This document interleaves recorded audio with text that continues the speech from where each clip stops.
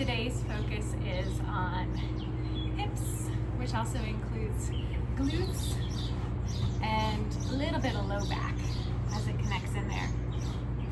So using a foam roller today, I'm going to start sitting up on top of the roller and just slowly start to roll over your sits bones. So base of your pelvis, your ischial tuberosity, those bones that you feel down into the roller when you're sitting up really tall on top of your pelvis there. And as you roll pretty small, I'm really just going a couple inches here, you might feel some little speed bumps. You might feel a little like bubble as you go over your hamstring tendon or tendons on either side. Just keep it nice and slow, and if you do have those little speed bumps, go even a little bit slower over them. You're going to start to make it a little bit bigger, scooping your abdominals back, rolling towards the top of your pelvis there, and coming all the way over the sits bones to the front of the pelvis, to the top of the hamstrings. You can start making it a little bit bigger by using your hands behind you, scooping your abdominals down to give a little bit of support there, and starting to roll over the back of your pelvis and your sacrum.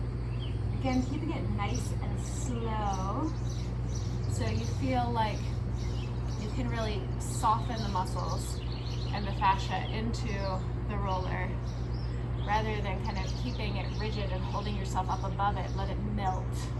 Let it just melt, spread like pancake batter on a hot skillet with butter. And roll back and forth several times.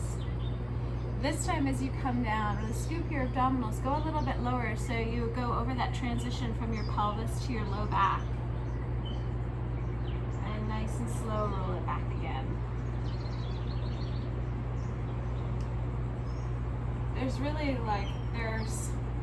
a lot of technique to myofascial release.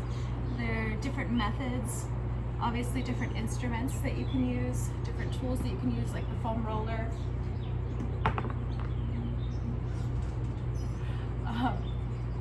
But the basic principle is roll flesh and less bone. So look for the fleshy spots more than the bony spots. Getting the opposite of that, I'm going to come over onto your front.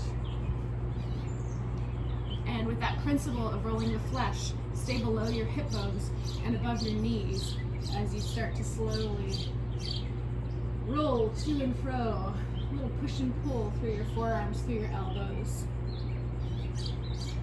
Keep it slow.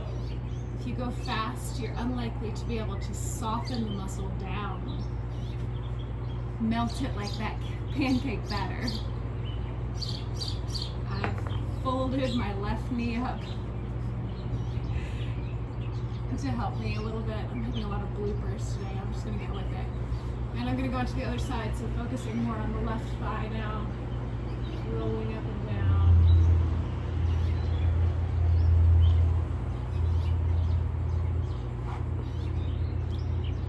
So when we think hips, we usually think side butt here, but the back of the pelvis and the front of the pelvis are absolutely part of your hips as well. Pushing back and then finishing with side butt. So coming onto your side and working more of that glute knead area, what we think of as hips when we often talk about hip openers or releasing the hips. Just soften down.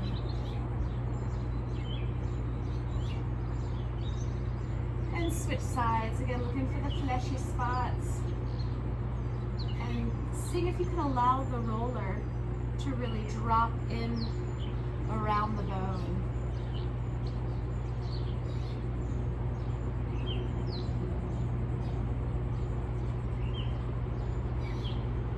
You're going to finish with the base of the pelvis by sitting on the roller. For more intensity, you can sit this way. For less intensity, you might want to fold your legs underneath you here so you have a little bit more control with the shins, with the pressure on the roller. Then you're just going to roll a little bit side to side and front and back. So are going to be insides of the hips, the medial aspects of the hips here. So the other option would be feet on the ground and sitting here and still just rolling a little bit side to side. If this feels too intense, you can fold over a towel and sit on a towel just to soften the surface. And then find yourself just resting in the center. Take a few deep breaths there. Thank you.